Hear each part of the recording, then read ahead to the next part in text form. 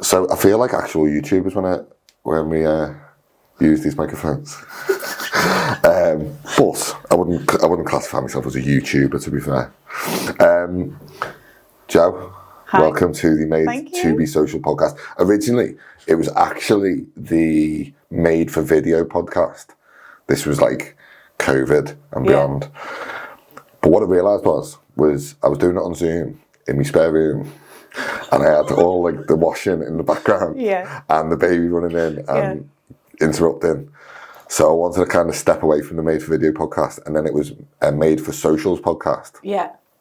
Because we kind of expanded from just doing video to a more social thing. And then I was like, it's a bit naff. So it's Made to Be Social now, because I like just to be social with people, and I like speaking to people because I'm interested genuinely in people's business. Now, before the launch event of the Content Room, I didn't actually know you, and I've never met you before. But Caroline invited you, and when we got speaking, I actually found it really interesting what you do. And then you won the competition to get some free content stuff, so happy days. But for anyone sort of in my audience who might not know you, some people may or may not, but for anyone who might not know who you are and what you do, who are you and what do you do? So I'm Jo Cooper. I run a marketing agency called The Marketing Collective. Predominantly, we are kind of tourism destination marketing agency, which basically we just like help people to have like amazing days out. Like that's the end. Where you always think of like, you know, what is it you do? What's the end result? It's like actually the end result is having a family on. So you see them on social that they've been to an attraction, had the best day out. Like that's because of the work that we've done. Run a marketing agency. We're full service, and also I'm a deep structure NLP mindset coach as well. I love that. So, I love that. Yeah. I love coach, like, because I've got a background in coaching. We can dive into this. I love coaching, I love marketing, so I love content. Yeah. So we're probably going to have like quite a deep and interesting conversation here. What made you get into, let's say, marketing to start? But what made you get into that in the first place?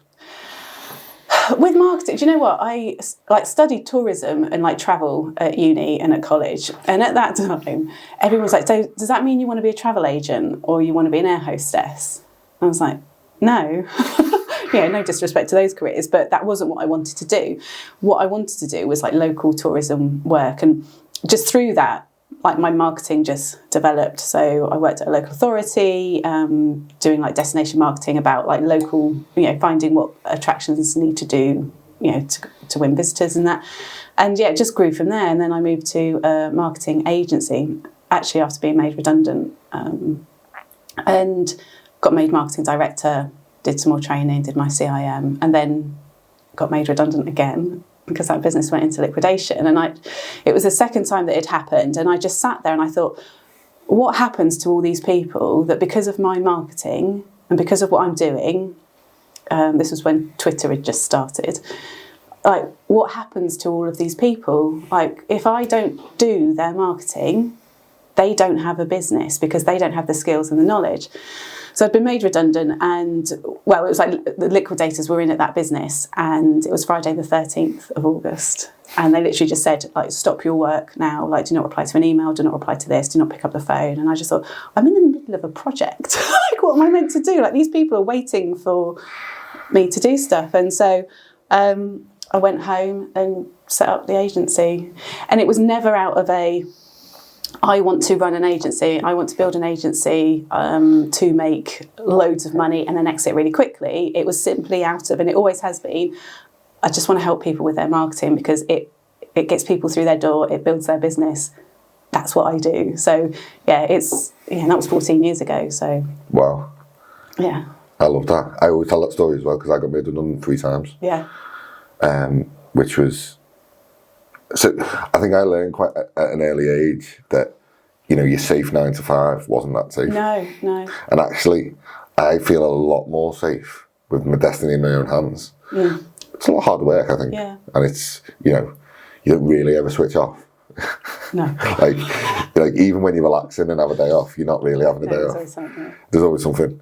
But actually, the alternative is less enjoyable for me. Yeah.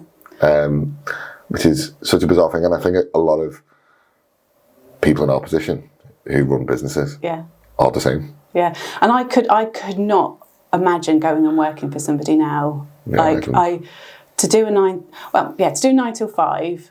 I mean, my disciplines around how I run the agency has improved over the last few years, so that I am quite strict with my time, because I've had to be to give myself like time off type thing. But I couldn't imagine doing 9 to 5 and working for somebody else, because I don't like being told what to do. for one, but also I like the range and the diversity of who we work with and help. I was thinking about this morning. To be a marketeer and just do marketing for one thing, I find that baffling, because we juggle so many clients, and we're doing content, marketing for so many people, which keeps us excited and passionate about it all. But to do it for one thing, I think I'd feel bored. Yeah, same. Yeah. It's a great niche. Yeah, it's a great niche that you're in. Yeah, and I love that marketing sort of one-liner. So I got a bit obsessed with this because I read the book I read the book Building a Story Brand. Oh yeah, brilliant book. Yeah, and the 2.0 versions out. This in which I pre-ordered. Yeah. And what they've done, interestingly, total side note, is they've built their own AI. So you can kind of come up with your one-liners, come up with simpler marketing messages, all that. But I love the one-liner of, we help families have a good day out. Yeah. I love that. Yeah. Because that's such like a simple concept, but a powerful concept. Well, that's it. And it's when you talk about like I'm massively into like your ideal client and your avatar. And the way that I do that with our clients is quite different to how others do, because it goes so deep to emotion. And it's like, actually, as an agency, who are our clients, and what do we do? What's the purpose? And it's like, well, actually, it is kind of twofold, because it's not just serving marketing managers at attractions or owners and founders, of family businesses, within a visitor attraction, tourism destination. From their point of view, it's like seeing their shoulders drop when you go, yes, we can pick up this, we can run your emails, we can do that, to see their relief and just be able to take that stress away. But then also you've got the end user, so and that is that person, that family at the end of the day that's just had an amazing day out, because I love that. And I'm going to think about that when we have I've got 2 kids now, and when we have a family day out, I'm going to be thinking behind that is someone like yourself. If not yourself, we live local to each other. Yeah. If not yourself, that there's actual a marketing process going on behind that. And that's where marketing really feels good to me. Yeah.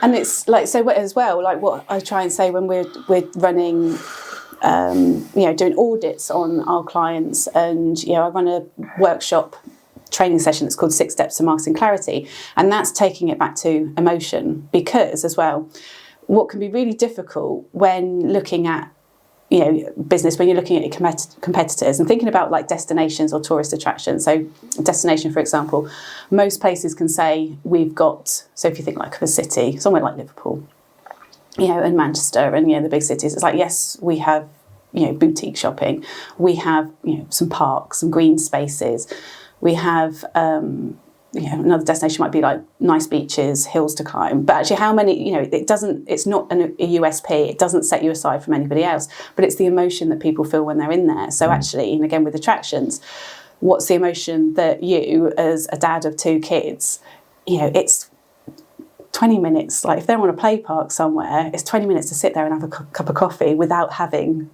the dad, play with me. Yeah. And that's the emotion part, because it's, it's not just... Even just you saying that, I can tell you're a good marketer, just because when you say that, I can literally hear my kid's voice as you're saying that. And I always say that especially on social media, when someone's scrolling and they start viewing something, what stops that scroll when someone's just scrolling through? What's going to stop that and go, I don't know this person, but they're talking about me. Yeah. That's it. Yeah. We call it an ideal client immersion. Same thing. Yeah. So it's demographic is where you live, how old you are, you're a 45-year-old mum or 2, mum or 1, whatever, running a business, that's a demographic. Yeah. But then what you were talking about, the psychographic is Yeah. how you're feeling. It's the inner emotion. It's the emotion, yeah. Yeah, we split that into 3 parts actually. So it's like pain points. So that could be like physical pain. If you've got a sore knee, you've got to go get fixed. It could be emotional pain. I've been through a divorce and I'm, rebuilding my life. Yeah. That side of it. It could be frustrations. Like I've got this fucking problem and it's just pissing me off and it's been going on for 6 weeks and I don't know how to fix it and someone comes along and fix it. So it's just all them sort of like, I don't like the word pain points because I feel like you're trying to like stick the knife in and twist it, but that's what it is, right? So it's all them things. And then there's knowledge gaps. So it's like, what do people need to know that they don't actually know yet? So what I do on this is I go onto other people's profiles and just peruse, don't copy. And I just figure out what are they not talking about that I could possibly cover that separates me. Because then if their ideal client is the same as my ideal client, it's like what's going to divert them to my page? And it's ultimately me talking about something that someone else isn't. And then the last part is frequently asked questions. It's like what you're constantly being asked by people. Because I guarantee if there's a 45-year-old mum of one who runs a business, like yourself, or the mum of two, I don't know what kids you got, I guarantee there's another 45-year-old mum who runs a business who feels exactly the same. And all anybody wants is to be seen and heard. So if there is some content that resonates and goes, that is me, they are talking exactly how I feel, then in the language that they need to see it and feel it, and so there's there's like web analysis and things like that you can run on your ideal client, where actually it breaks it down as what is it they need to see, what is it they need to hear, what is it they need to feel, and if you can get that right and talk in their language, and then also, but the other thing is what we help clients with is making sure that it's not just what you're saying, what you're writing, the video, but it actually all marries up, because sometimes I see that they'll be talking to, I don't know, trying to target families, yet the image that is being used shows, a couple or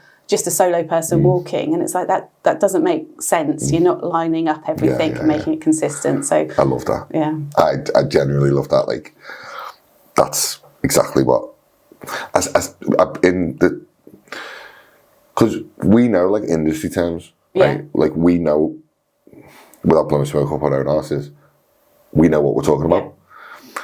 So when we look at these like sort of data analytics, feedback, and all these sort of terms, I mean, I'm using a program here, Adobe Audition. If I said to you, what's a parametric equalizer, you'd be like, what the fuck's that? Like, it's a what? Like, you'd have to be an audio technician to know what that is. And you're like, what? Like, if I spoke like that on Instagram to someone, my ideal client's going to go, what are you talking about? Well, if I just said, your voice is going to sound crystal clear and like studio quality, that sounds, it's the same thing, but it just sounds in their language more. And that's how you basically resonate with people, right? Like, and that's why I love that book, Building a Story Brand, like we just talked about, because that book really does simplify a message. Like I love, like I said, I love that. We help families have a great day out. I love that. One thing I was finding with all our clients was, whether they were like an established business, whether they were like a startup, whether they were someone in a job that had an idea and he wanted to come onto the job and go like start this idea, the common denominator to them all was they all had great ideas. They all had this bigger idea in the head of what they wanted to achieve that was bigger than themselves, bigger than what they were doing in their life currently. And they had this like bigger ambition. So when I was really sort of focusing on it, like we started just filming videos. Like I literally just followed people around with a camera and just filmed them basically. And then COVID hit, and the gym that I was in at the time turned around to me and said, can you just do our social for us? And I was like, oh, go on then, that's like 200 quid a month. So by the end of COVID, I had like 5 of them. But it was obviously 200 quid a month. It's like, you can't run a business on that. So I was like, but it was nice because I got experience doing it. It was like, I was like organising a social, doing some engagement, doing some like sort of feedback and monitoring it for them. And I was creating some content for them. Because it was COVID, I wasn't in person, I was just editing. So they were sending me all the footage and I just edit it and just put it on. And by the end of it, I was like, I could actually do this. Like, it's like a bigger thing. And then that led into like managing some socials. And then the biggest mistake I made actually was going back to doing just video.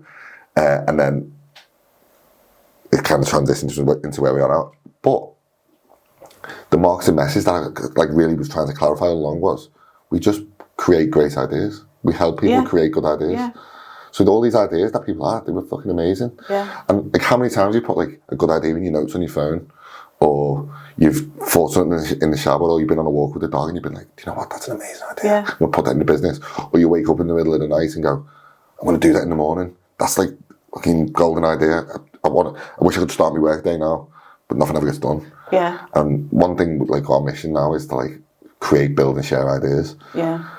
Because there's loads of great ideas. Yeah, and I think it's the conversations that you have, and the collaboration. So another massive thing that we do is collaborative groups within tourism, and one of the and it's beautiful to see when you've got a group of, say, like 20 marketing managers sat around a room, all within visitor attractions, and just helping each other and sharing ideas and like masterminding. And it's like, if one attraction who is, a great big theme park can be sat alongside a little community farm, for example, who have a very small budget, just the learning between is incredible. So it's that collaborative approach. Love that.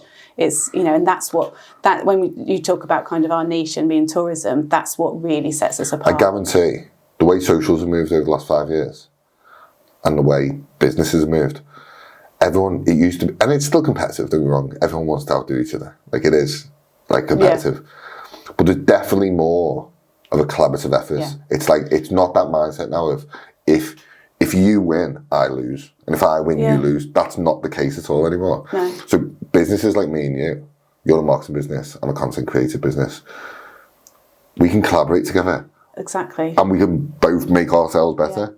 Yeah. Even though technically we kind of do some of the things. Yeah, but it's like, for me, it's like championing other people as well. And it's like, actually, if I can help you and you can help me, and actually we just help the businesses The way together. to success is making other people successful. Yeah. And it's I can't remember where I heard it, but there was the phrase of like working in co-opetition. I can't remember whether it was an event or I've read it, co-opetition, yeah. So that's what we do with our attractions, because like we run like consortium attractions. So technically, are the attractions like technically competitors? Yeah, so for our group is Hampshire's Top Attractions, for example. So that's 70 attractions in Hampshire, all working together under one brand. And 2027 will be 20 years of that group that we've been doing it. So it's like it works. And why it works is because it's a shared budget. So everybody has like a membership. There's different levels of membership depending on what you get. That all goes into a marketing pot. And that marketing pot is used to do marketing that doesn't duplicate what they're all doing individually. It's actually, how can we take this pot and make it go further? How can we reach more? What can we do that as a individual you can't do? So it might be a radio campaign, it might be digital outdoor, it might be, I love that. more leaflets, and so and it works. We've got 70 members that we retain pretty much every year, and they might just move around, but it's that collaborative approach of actually together we achieve more. And we do it in Hampshire. We've done it in Sussex this year, so that was a new one, and we've just picked up another one as well. So it's because the model works, and especially with budgets going to be really tight this year, and marketing is always the first one to be cut. So it's like, actually, if you can demonstrate. See, that's always a backward thing. That's always a backward thought process to me. It's like, surely marketing and sales should be like the main thing. Yeah, exactly. It was a bit like tourism. When I worked, it was the first time I ever got made redundant. That's because they completely axed the tourism unit. And it's like, but you want to get people into the area, and you're going to cut the whole department because it wasn't a compulsory department. That doesn't make any sense. It doesn't make any sense. No. So, but yeah, collaboration all the way. Yeah, amazing. So, as of January, it's the 16th of January today. I don't know. Yeah. You said you've had a busy January. How's it started for you? Yeah, it started really, really strong actually. Really busy week last week. Like 70 attractions, that must keep you on your feet. Yeah, so at the moment... Just on itself? Yeah, so that all starts kind of, first week of January. So we're currently working on, say, like the visitor leaflet. So that's trying to coordinate a lot of processes, sign off of adverts and things like that. And then planning actually what we're doing this year. So we're launching kind of content subscription model because, again, we need content for social. And it's really hard because the attractions are so... they haven't got the resources or the time to be, when we say, right, it's Valentine's Day coming up, can you go and do this, this and this? They haven't got the time. So we're launching kind of a subscription model through I'm trialling it through the group, really. And then, so there's a lot of work to be done on that. And that's just one. And so then we've got 2 others to do. And we need to hit everything, be out before really February half term. So that's cool. That sounds exciting. Yeah, and it is. I mean, it is. What's that going to be done in like an app form or like a group form or? What the subscription model? So it's being done as a group. Basically, we're going to be turning our best performing blogs, in the most simplest term, best performing blogs into video for YouTube. So our dog friendly attractions, the SEO on our, again, because of the collaborative budget, we can do so much. You know what? Like, this is totally a side comment. We're not doing it at the moment, but I really I'm trying to like get work. I don't know who it's going to be. I don't know company specifically in mind, but I really want to do something with dogs because they're so engaging. Yeah. Like there's so much you can do with them. Yeah. Like I'd just love to film dogs all day. Yeah, you need to find like a dog training. Yeah, like a dog trainer or like. Problem is, like farms, like you said, dog training companies, budgets aren't huge for them style companies unless you get like a big sort of a bigger one. But again, I just love the idea of like building like an Instagram page just for dogs. Do you know what I thought that with like we think about like TikTok, and we were talking earlier about all the changes and stuff, and I've got a TikTok channel. It started probably me just dancing around being an idiot with my daughter, but I kind of deleted all of those and trying to make it more kind of about work. But we used to have a pet rabbit, and why I didn't set up a channel just for him, I do not know, because I should have done, because I would have probably monetized it very, very quickly. It's that content. Do you know what though? Like I've got a mate who I do jiu-jitsu with, Reese. He is a content creator. In his heart, he's a content creator. I had him on a podcast actually. He works offshore on an oil rig. Yeah. That's his like sort of day job. And he created a TikTok channel just documenting the day-to-day life of an oil rig worker. Yeah. He's making $2,500 a month just through posting on TikTok about an oil rig. Like, me or you, I don't give a fuck about an oil rig. You know what I mean? I just don't care. But part of it is like it's being nosy into other people's lives. This is what I was saying to him. Anything works. Yeah. If you've got an idea, like our thing is build, share and create ideas. If you've got an idea, no matter how west you think it is, or how wild you think this idea is, or you think no one's going to care, I guarantee if you can monetize an oil rig content on TikTok, like you can monetize anything, like, and I mean anything, any model works. Like gone are the days where it's a company logo with a CEO with his moustache and a briefcase. Gone are them days. If you were sitting in your house with an idea, you have access to an iPhone or a Samsung, you can just start creating. Yeah. And within a month, if you do it right with the marketing, nail it up, nail all your ideal clients, talk in the right language, all that stuff. If you do that stuff, I guarantee you could be making money instantly. Yeah. It's fucking easy. That's my little rant. Yeah, no, I've seen a similar. It was a girl who was an electrical engineer going out on the rigs, and she phenomenal. Yeah, blown up. Yeah, and I was like, wow. I didn't even know. Sometimes it's like I don't even know those jobs exist. Obviously, only that existed, but it's that insight into just people's authentic lives. Yeah. And I think as long as people are being authentic, that's where you start to see gaps. If it's too overly produced. Well, it's funny, Reese, who just talking about it, he started creating like really high quality. If you look at his videos, they're really good quality. Like promo videos almost for the gym, the jiu-jitsu gym we're in. And everyone loves them. Like they're really, really good. If you looked at, I could show you, like they're really good. But what I'm finding is we used to do all that. Like we still do. Yeah. Like we still do all in like cinematic edits and all that.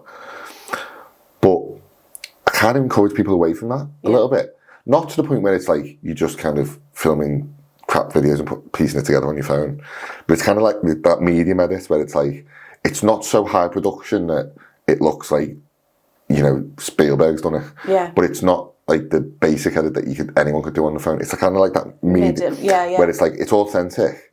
It doesn't look too far removed from real life, but there's definitely an element of, I've put effort into that, and not everyone could make that style of content. Yeah. And I think that is the content that's kind of really hitting, that I'm finding is performing better with client stuff at the moment. It's like you said, going back to language, authenticity, relatability, personal branding. Yeah.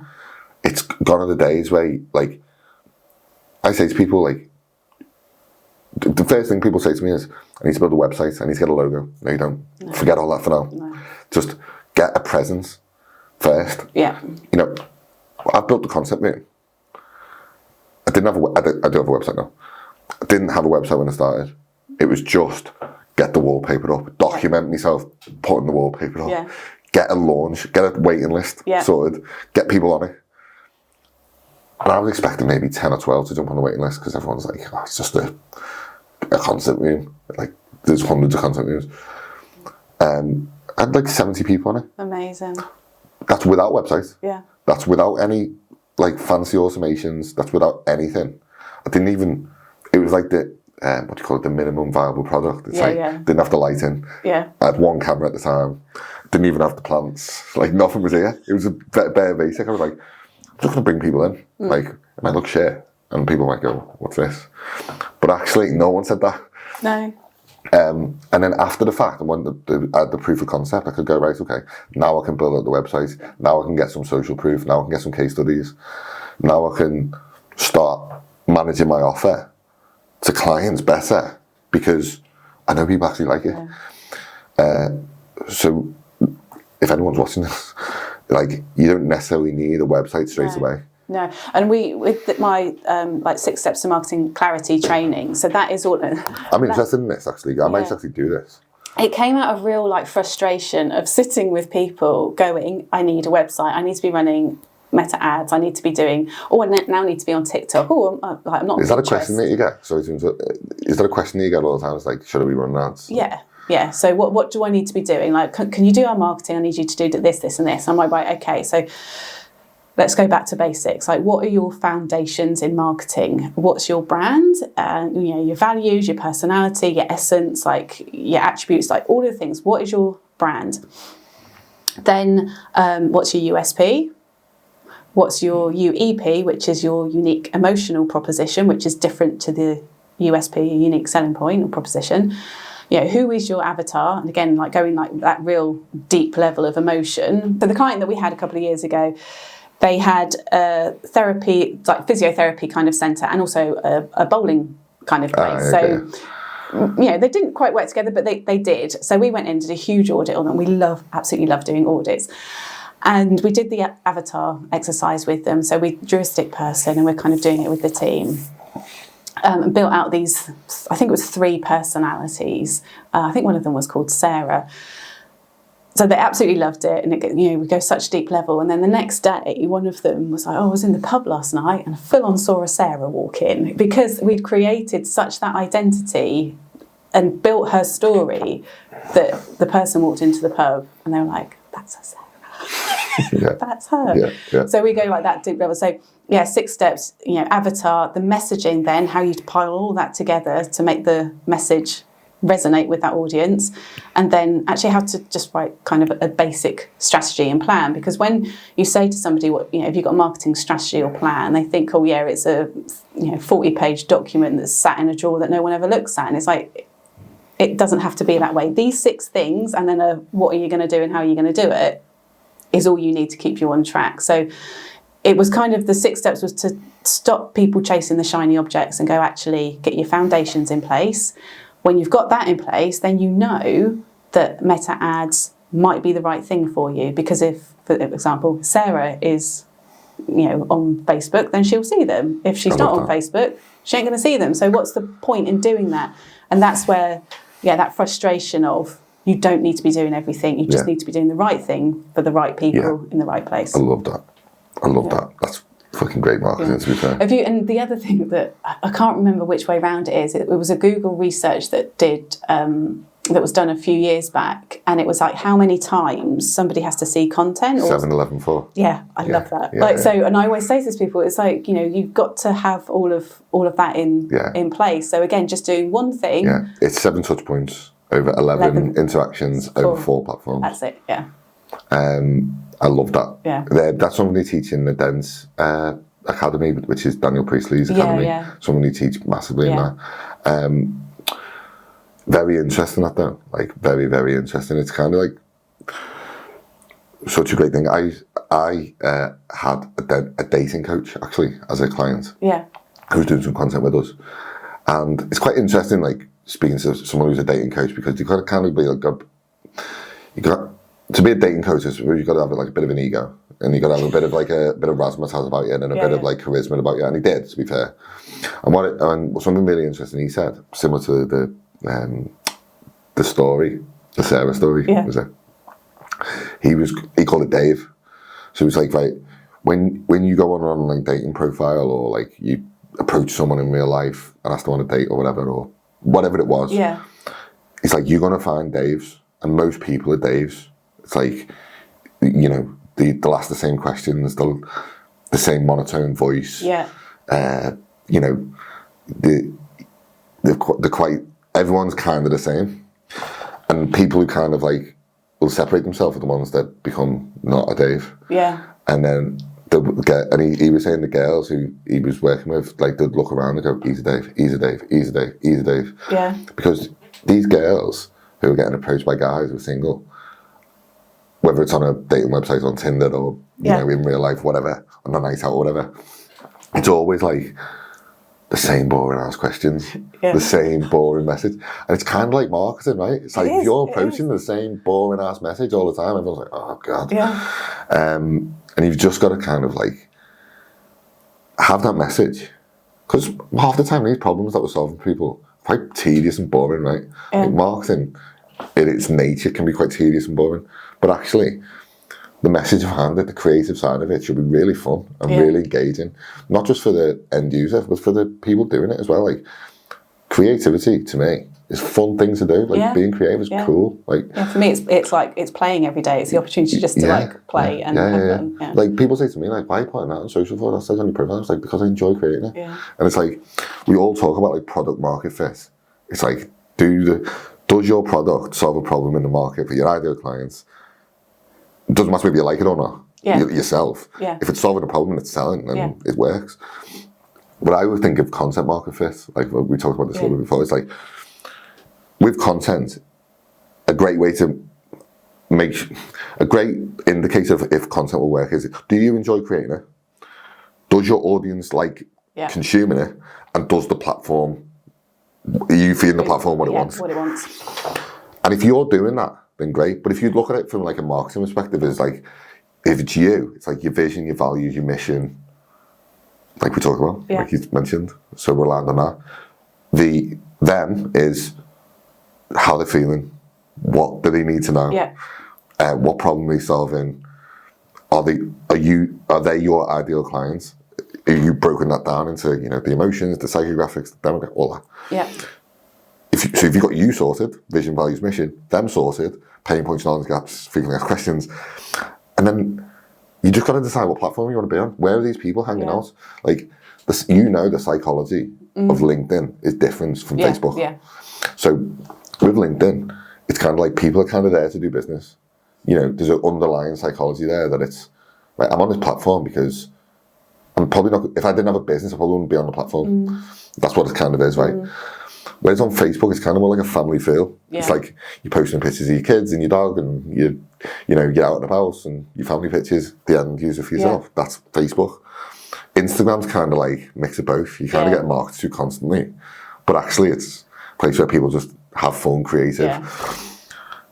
So where are these people hanging out? Like, I know for me it's YouTube and Instagram. So my big focus in 2025 for us is Instagram and YouTube. YouTube, yeah. But that doesn't mean I'm going to totally discard Facebook and totally discard LinkedIn, because I can still do business there. Yeah.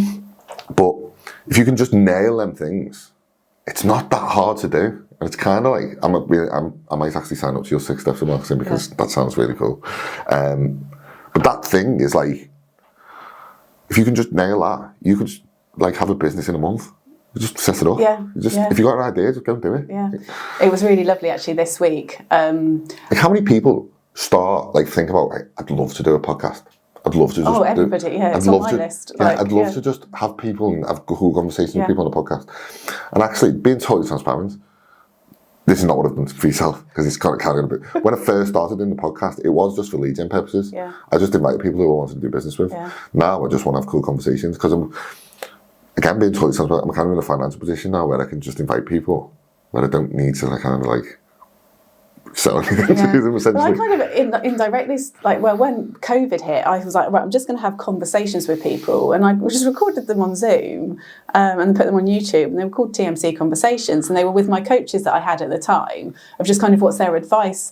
I was like, why didn't I carry that on? It's like, because it served a purpose at the time, because, I wanted to, like, talk in that. But just like on the 6 steps, I had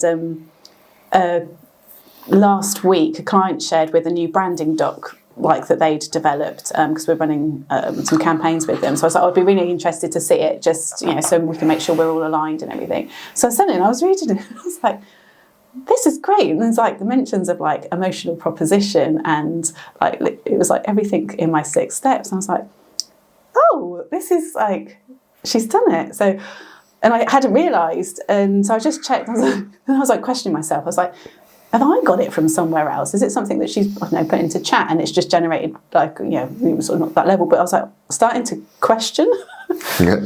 And she said, no, I did your 6 steps, and then it's helped us to do this, this and this. And I was like, oh my God. That's like, impact. But when you see like the work that, that's a direct impact of your work that you do. Yeah, like I was proper emotional. Yeah, I that's was good. like, that's good. I was like, oh, because that's actually what we do it for, right? Yeah. It's like, yeah, we want to make money. Yeah, we want to be successful. Yeah, we want to take care of our kids and have a good life and go on nice holidays and live in a good house and all that. We want all that. That's great. But actually, when you see it underneath, it's like, sometimes I'll just be scrolling through social and I'll just come across a client's content that I've created for them and be like, wow, that's good. Yeah. That's good. Yeah.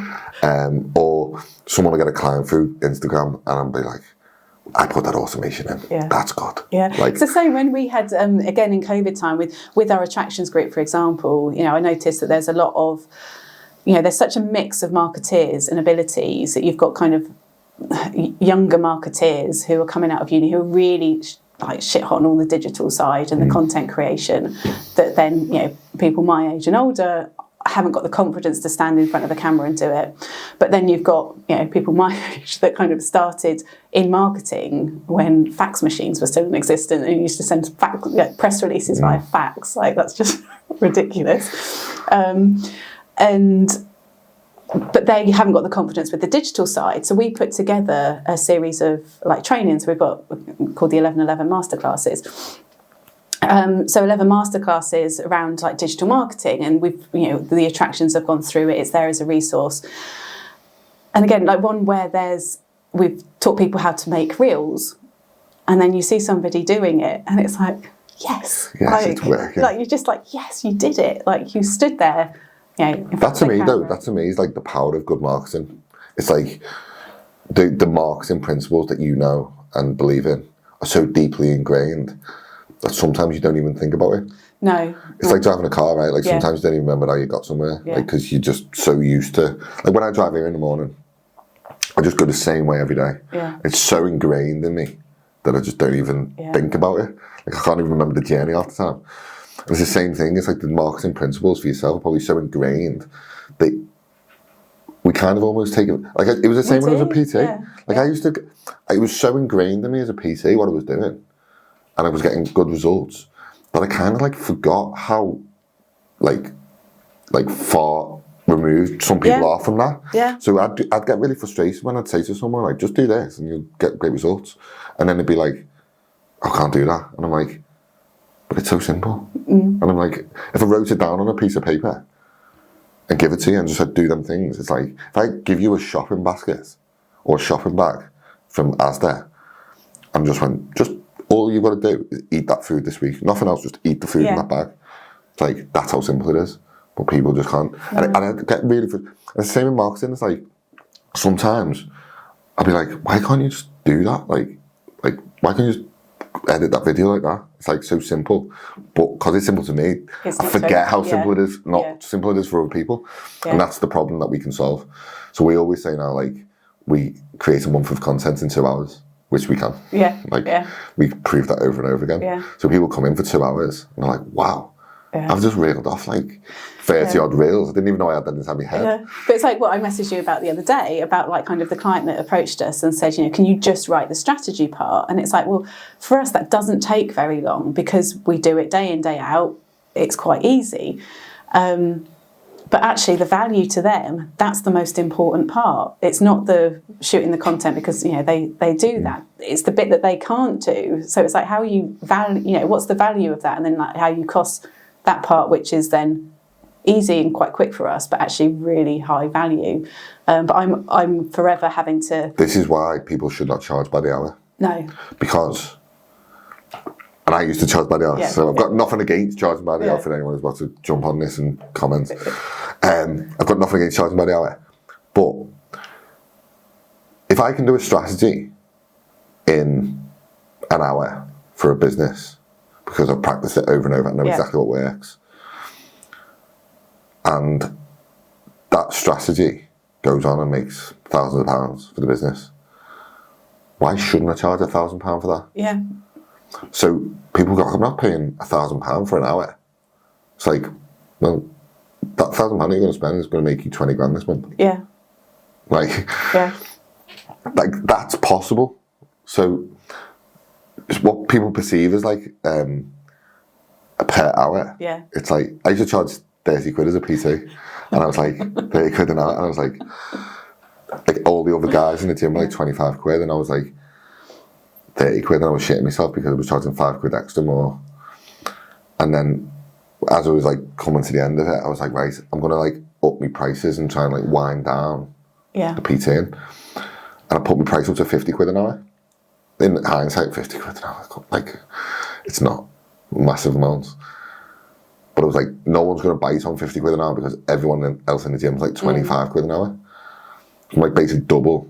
And do you know what happened? I got busier. Yeah, I got busier. Because it's value as well. It's something. I've learned that when things have been costed, low, people don't see it as value. So we've lost work because they think, they're cheap, they're not very good. Yeah, whereas actually, it's exactly, and that's where again good marketing comes in, because if you're speaking to the wrong person and they're going, if they're trying to haggle you down a price, they're not the right person. Yeah, I did so the agency was 10 years old last year, and 14 years, 2010, 14 years.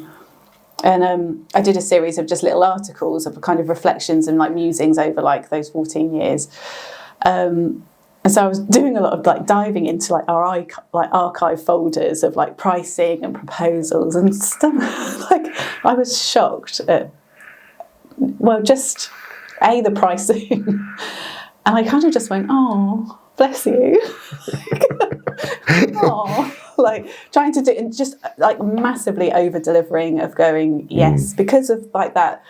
I just want to. I've been guilty of it. I just want to help. Yeah. I just want to do this. I want to do a really good job. Yeah, I like it. I really like it.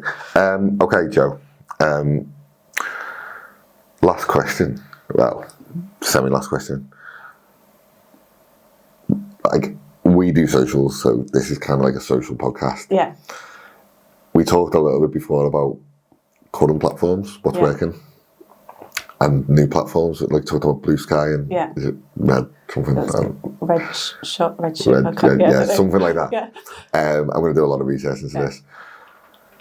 Where do you think it's going to go over the next sort of year or so? Because obviously TikTok's been banned in America now. They're talking about CapCut, the video editing thing on your phone being banned. Do you know what my daughter is, because she's not on any. We do all our editing on Premiere Pro, so we use the Adobe Suite for pretty much everything. So Photoshop, Premiere Pro, Illustrator, all that. So we do most of it in Adobe. But for the odd thing, I'll like edit some videos on my phone in CapCut, but that's obviously owned by TikTok. Yeah. Now, TikTok's been banned in America, which probably means there's stricter speech laws here than there is in America. So probably gonna, well, maybe follow suit. I don't know. But if that happens, obviously, TikTok is the umbrella company to CapCut. So if video editing get banned, I mean, the landscape will probably change quite a bit. So where do you think that'll go over the next year or so? I think it's going to be really interesting to watch. As I said to you earlier, I'm seeing, especially on TikTok, people frantically kind of getting people, as we were talking about, like, your email, your social media audience are there for kind of rent, as it were. They're not your real audience until you've got them on a list. But trying to get those audiences off of TikTok and onto their other platforms. I've seen a lot of UK, creators being like, I'm here, like, get over here. Because it's not just being banned, obviously, the ban there, but then the impact that that's going to have on the UK creators. I think we'll see a lot more move over to YouTube as well, YouTube Shorts. And interesting about CapCut, actually, because my daughter, who's 12, she's not on any social. I wouldn't let her go on social. She's far too young for that at the moment. But she goes CapCut because she likes editing and creating little edits and things. She's forever making things that will take her hours, and she'll be like, "Look at this transition, look at this," and I'll look at it and I can't see really what the transition is like. Oh, it's dead cute.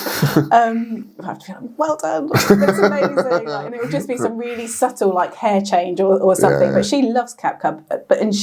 And I didn't really realise that you can just scroll CapCut like you do on like TikTok for like templates and stuff. But that's what she does. So it'd be interesting if that does take. So it is interesting, isn't it? Like when I started doing this was 6 years ago, maybe like 7, 8 years ago now. Getting old. It was kind of like how to do stuff. So it'd be like how to edit videos, how to start on YouTube, how to grow an Instagram platform, like how to do everything. I think all that information's out now. Like it's fine. If you could search on YouTube, ChatGPT, Google, you can find pretty much any information you want at your fingertips. Like, it's already out there. Yeah. So actually, this information thing, giving people more information sometimes, especially on social, is like, it's almost like a distraction for them, because it's like, I've already got all this like shit ton of information and I don't know what to do with it. And being added more information on top of that is like even more confusing. So actually now, I think we're in the age of not how, but what. It's like what to create. Yeah. So people are coming to me and going, do you know what? I can edit videos on my phone. I've set up all my profiles. I know like kind of what to do on the profile, like on Instagram. Yeah. Like I know how to create a reel and everything. But like what do I actually put on there? What do people want to see? Yeah. And I think because it's so, social is so busy and there is so much that, you kind of absorb really quickly. Is that almost panic as to, oh, I'm behind, I haven't been doing this, or I need to be showing up, I need to be doing that. And so, similar thing of like, we've got clients that don't know what to post. And, it goes back to the, the diagram and, the who, what, and, answering questions, but that being authentic and showing up as you. And I think you're right in terms of it less about like how to do things, and, AI has taken a lot of that as well. I don't Google anything anymore. I put it into Chat or Gemini and just... I even asked it, my shopping list this week. I was like, I shop in Aldi, can you keep it under 40 quid? And it gave me a list. I'm like, done. So, it's bad, isn't it? So less of how to, because I think that's going to, it's going to be quicker to be doing it through AI, but it is that storytelling, the personal experiences, the brand. And I think people are going to want to find the authentic people because, and I did this yesterday as well, I was on an AI like mastermind. It was all about like the changes that are coming in 2025. And with the likes of like Sora, which is OpenAI's, I don't know if you've seen it, how to create video, like you could not tell on some of the style. I mean, it's not available in the UK yet, but US it is. And I even created a video in, I can't think which app it was, using, well, it was AI in stock, and it was mad, but there's no emotion in it, and that's what we can't, and AI will never be able to do, is put that human element into it. So I think any content that's created no matter where it is, it's always got to be authentic, emotive, 100%. And storytelling. We were talking about the storytelling. I had a conversation this week, we were just talking about like niche because I've got my agency and I'm tourism, I'm also a mindset coach, and that's very specific around like solo parenting, career mums who literally me like 7 years ago, gone through relationship breakdown, I'm trying to grow a business, I've got a small child, I need money, what do I do? So, helping people overcome self-worth, self-confidence, give themselves permission to actually show up how they need to show up. Yeah. And then I love hiking. And I'm like, all of these things, I don't like, what can we talk about on LinkedIn? As we were, talking about that, very business focused. Should I be focusing on just on my tourism side and my experience? But it's like, actually, people buy me, and I'm multifaceted in all of those things. If you've got 10 Joe Coopers in a row and 10 Marks and Collectors in a row, what makes them choose you as the Joe Cooper? Yeah, it's all of those things. It's all that personal branding, right? It's all of it. It's all of it. Yeah. It's, Joe's 45. Yeah. Well, 43. I'm 45, yeah. Yeah, 45. Joe's 40, I had to think then. Joe's 45. Yeah. Joe's got a kid. Joe goes hiking. Joe, that personal branding. It's already the case in some cases. Like, you look at like the Logan Pauls of the world and the KSIs of the world and the, Elon Musks of the world. They're already close to being billionaires. Like, personal branding is nothing new. No. But the next generation of billionaires won't be through big corporate conglomerates. No. It will be through personal branding. Yeah. Building your ideas. Building ideas off the back of, I've had a relationship breakdown and now I can help people because I've overcome that stuff. I was made redundant and I started a marketing company and now I can help people do that stuff. It's so powerful. But people aren't tapping into that. People are still doing the, how to get more leads from Google. Yeah. It's like, no one cares. No. Like people know how to do that now. If I want to get more leads from Google, I can go on Google and find it. Yeah. I can go on ChatGPT and find it. It leads me on to a follow-on question from that. Search is something I find really interesting but very boring. So search marketing, so SEO and all that. I don't touch it because I just can't be arsed with it. But searching behaviours are changing, right? So people are moving away from Google and using ChatGPT. I'm noticing my own behaviour doing that. Like, I don't search on Google at all anymore. No. I use Claude and ChatGPT. Yeah. Do you think, Google Ads, words and all that, do you think that'll tank over the next year or so? And go more? I think ads will move more towards ChatGPT? And I think, there's always going to be space for it and it's always going to be needed because people are going to be... And this came across on the call last night. It's like those that are using the AI already and embracing and wanting to learn, you feel... It can be really easy to feel like you're behind. But we're only at the start. So anybody that's embracing that at the moment and learning and wanting to, you're already ahead. So there's always going to be the early adopters and then people that aren't. So I think, search is interesting. I think, and how search uses across each platform. It's like I use Pinterest as search a lot because I'm a visual learner. So I don't want to have to see a list of things. Yeah. I like to see pictures. So I know tattoo artists are using Pinterest quite a lot. Yeah, so I'll go and, if it'll be about recipes or even, if I want to know when the next full moon is, I'll put it up into Pinterest because I want to see a picture of it. Even fashion styles. Yeah, fashion, hair, like the lot. Yeah. And then in TikTok, it's places to go. So again, I'm looking in there because I want somebody who's actually, so especially around like the hiking that I do, I want to see the path. So I want to go and find somewhere. I wouldn't ever put that into Google. Yeah, it's mad, isn't it? It's mad, isn't it? But and also Google's quite sporadic. I think, if I put something into ChatGPT, it's going to give me a very specific answer to the very specific prompt that I've put in. If you put something into Google, on the first page you can get 10 different answers. Yeah. So it's kind of like specificity is going to become even more key. Yeah, and you've got to then click on each one and find the find the answer. And this is where it becomes overwhelming and this is where things like your marketing initiatives and programs and stuff really help. Yeah. Because it clarifies it. Like all that stuff, it's information coming at you left, right and centre. Even YouTube. Put something into YouTube, you don't know what's going to come out of it. It could be anything, right? Yeah. But that's super interesting, yeah. I mean, in the content stuff that we do, like we use AI to assist us, but we say like we don't run any of our editing through AI. We don't use AI to, you know, add anything really, but it assists us in like our processes, but it doesn't it's like Submagic and Opus and all that. We always take the approach that it's human AI human, so the human input, and that might be that we've already written a blog or we might have written some posts, and then we're asking it to refine it, asking it to put a heading in, and then refine it again. So 100%. It's always human AI 100%. Human. The strategy comes from us, not from the AI itself. I love it. So for anyone out there who might want to join your stuff or might want to come into contact with you or your business or anything, where's the best place for them to find you? At the moment, find me on LinkedIn, so Jo Cooper on LinkedIn, and themarketing-collective.com is our website. Love it. I will link all them links in the video when we upload. I'm going to clip all this up.